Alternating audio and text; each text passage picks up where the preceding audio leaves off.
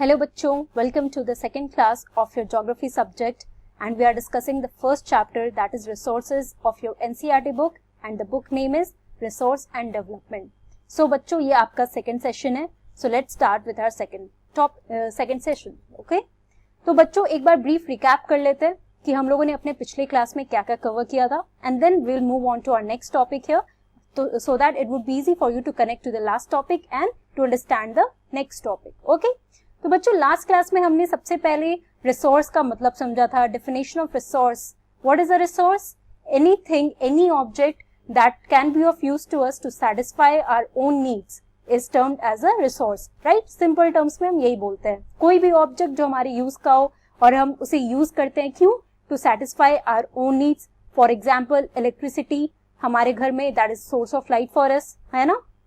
Water जो use करते हैं जब हम थर्स्टी रहते हैं या फिर बहुत डिफरेंट यूजेस है वाटर के, तो वाटर एक रिसोर्स हो गया.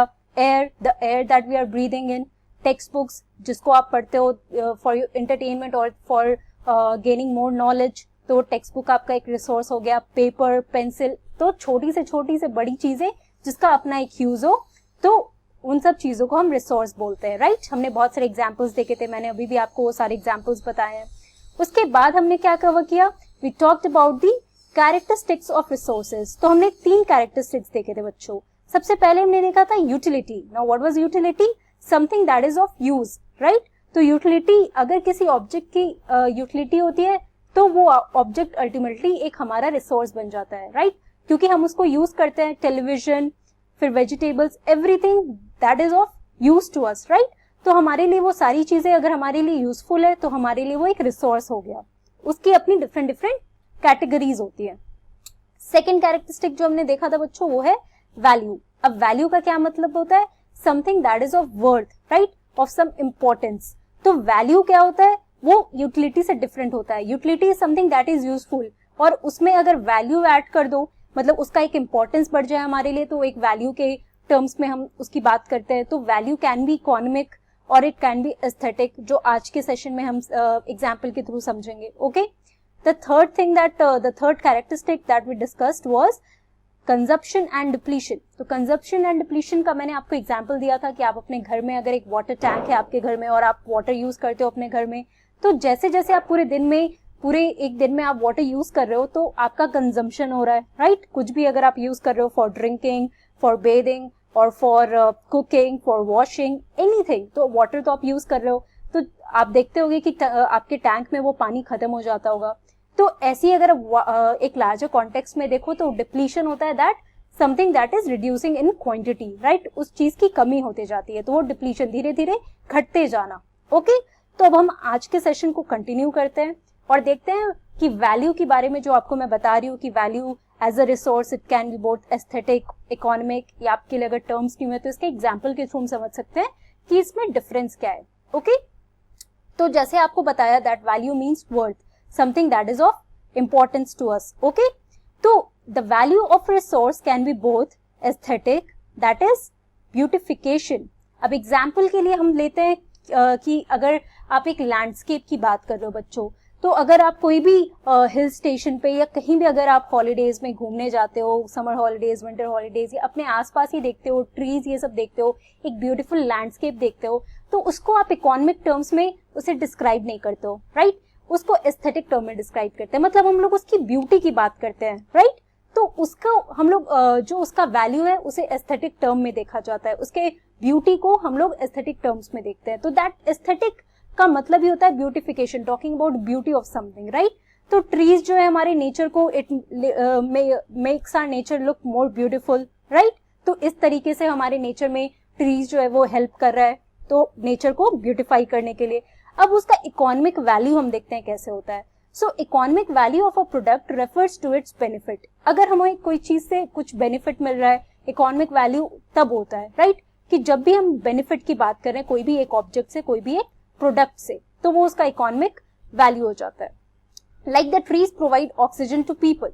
अभी ऑक्सीजन हमें प्रोवाइड कर रहा है तो हम इसे इकोनॉमिक वैल्यू में काउंट कर सकते हैं, क्योंकि ये हमारे लिए बहुत बड़ा जो air that I gave as an example in previous class about resource, air as an resource, तो क्या होता है ट्रीज की वजह से क्या होता है ऑक्सीजन मिलता है, ऑक्सीजन होता है जो हम ब्रीथ करते हैं, right, that is life saving gas for us.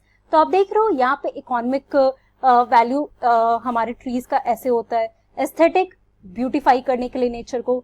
तो आपने देखा डिफरेंस कैसे होता है इकोनॉमिक एस्थेटिक का। अलग एग्जांपल ले लो तो हम मेटल्स की अगर बात करते हैं बच्चों, तो उसका एक इकोनॉमिक वैल्यू होता है, उसकी एस्थेटिक वैल्यू नहीं होती, उसका इकोनॉमिक वैल्यू होता है मेटल का। जब वो चीज उससे कुछ और चीजें बनती हैं जो फिर हम मार्केट में बेचते हैं, मेटल्स का डिफरेंट डिफरेंट यूज होता है, फिर उसका इकोनॉमिक वैल्यू उस तरीके से बढ़ता है, राइट।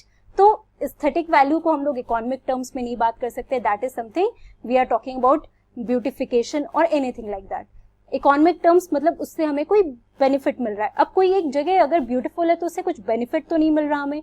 तो आप इसी तरीके एक एग्जाम्पल से, ट्रीज का एक बहुत सिंपल एग्जाम्पल है जिससे आपका एस्थेटिक और इकोनॉमिक का कॉन्सेप्ट क्लियर हो जाएगा। ओके, अब हम मूव ऑन करते हैं अपने नेक्स्ट पॉइंट पे। ऑल्सो बच्चों, let's see that some resources can become economically valuable with time, right. तो हो सकता है पहले एक कोई भी नॉर्मल चीज, एग्जाम्पल के लिए मैंने यहाँ पे लिया है होम रेमेडीज। चलो हम लोग इस एग्जाम्पल की बात करते हैं और इस पॉइंट को समझने की कोशिश करते हैं। तो आपके घर में जब आपकी दादी, या फिर आप बात कर लो कि आपके घर में जो बुजुर्ग लोग होंगे, ठीक है, आप अपनी दादी के पास जाके पूछना, उनके टाइम पे जब वो लोग बच्चे थे या फिर वो आपके एज के होंगे, तो उस टाइम बहुत डॉक्टर्स ये सब तो होते नहीं थे। आज के डेट पे आपको अगर कोई बीमारी होती है, फीवर भी होता है, आप झट से एक दवा खा लेते हो और ठीक हो जाते हो, राइट। कोई भी बीमारी होती है आप तुरंत डॉक्टर के पास जाते हो। बट पुराने टाइम पे बच्चों बहुत होम रेमेडीज होते थे। तो हमारी दादी या फिर दादू बहुत उस टाइम पे वो जड़ी बूटी जो आप जानते हो, राइट, तो उन सब चीजों को यूज करके, तेल या फिर बहुत सारी जड़ी बूटी जो हमारी नेचर में जो चीजें प्रेजेंट थी उनको यूज करके बहुत सारी दवाइयां बनती थी, राइट। तो उस टाइम पे उसका उस तरीके का वैल्यू था। बट आज के डेट पे उसका कोई इकोनॉमिक वैल्यू तो नहीं होगा, क्योंकि वो तो आपके घर में ही यूज हो रहा है। उसका एक इकोनॉमिक वैल्यू, उसका एक बेनिफिट अगर आप बाहर इकोनॉमिक टर्म्स में लोगे, मनी के टर्म्स में, तो उसका कोई वैल्यू नहीं होगा। उसका वैल्यू कब होएगा, तो एग्जाम्पल के थ्रू समझते हैं। So home remedies are of no value until they are patented and sold by medical firm. अब इस पॉइंट को समझो। पेटेंट, सबसे पहले ये वर्ड आपके लिए नया है, पेटेंट। तो पेटेंट क्या होता है ये देखते हैं। Patent it means exclusive right over an idea और इन्वेंशन। तो देखो, होम रेमेडी तो आपके घर में आपकी दादी का अगर आइडिया होगा, राइट, कि उन्होंने कुछ जड़ी बूटी से एक अच्छी सी दवाई बनाई हो जिससे फीवर चला जाता हो, राइट, तो वो तो कोई यूज करनी है जब तक कोई और इस पे पैसे ना लगाए और उसके बाद उसको बेचे नहीं, राइट, उससे कुछ बेनिफिट ना मिल रहा हो, है ना।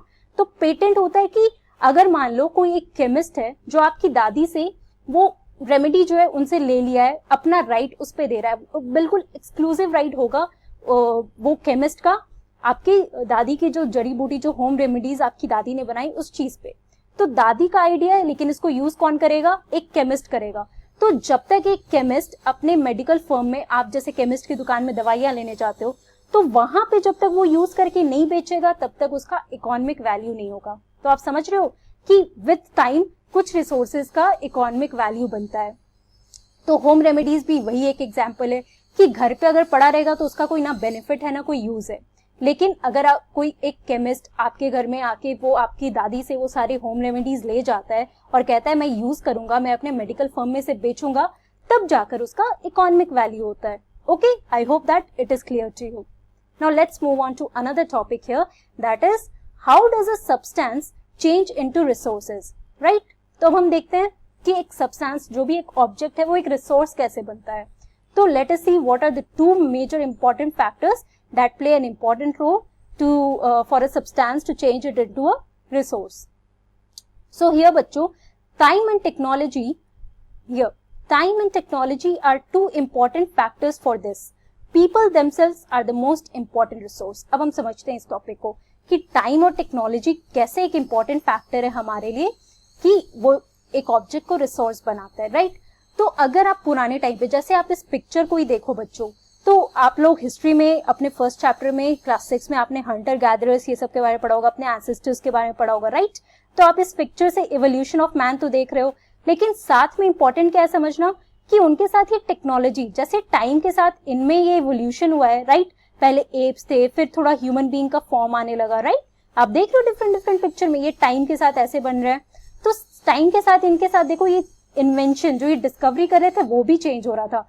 पहले ये लोग स्टोन्स यूज करते थे, नियोलिथिक एज में आके इन लोगों ने इन लोगों ने बड़े बड़े वेपन्स बनाना शुरू कर दिया, फिर हंटर गैदरर्स से वो लोग फार्मर्स बन गए थे, right.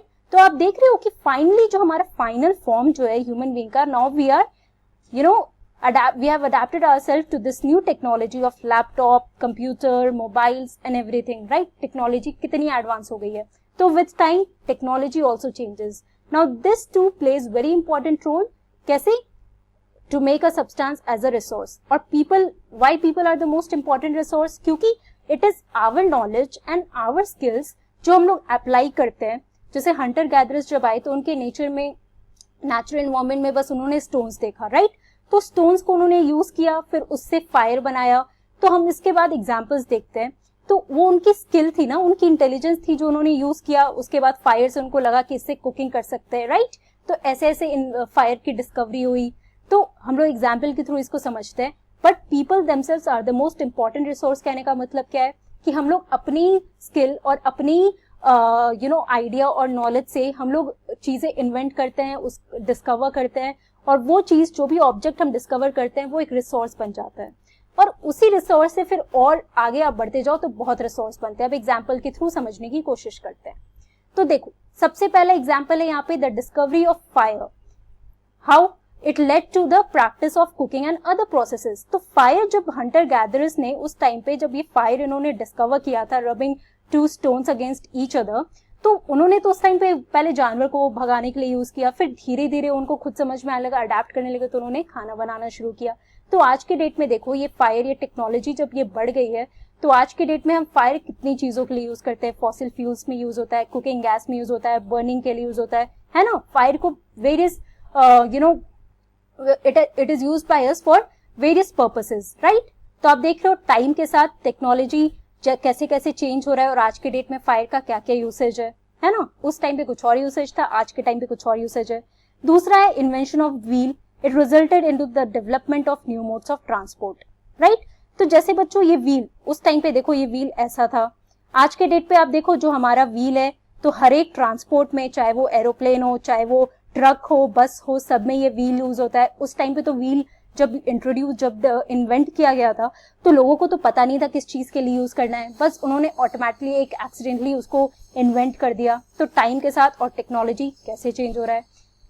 The third one is hydro electricity. आप देखो, अब टेक्नोलॉजी इतनी बढ़ गई है कि आज हम लोग रनिंग वाटर से, water is made into energy.